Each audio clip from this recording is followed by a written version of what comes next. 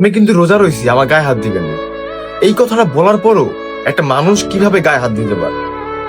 ভিডিওটা দেখেন, তারপর আপনি কিছু কমেন্ট করে যাবেন, আপনার মন্তব্য কিছু বলে যাবেন ওই লোকের সম্পর্কে।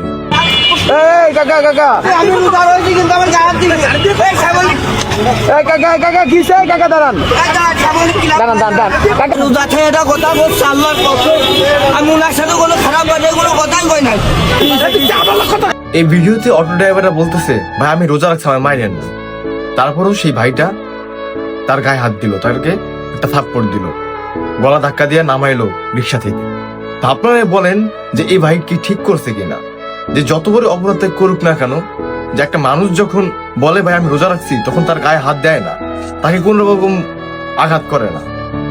মানে কত বড় অপরাধ করে ফেলছে যে তাকে এভাবে রোজার মাসেও নাকি মারতে হইলো তাকে।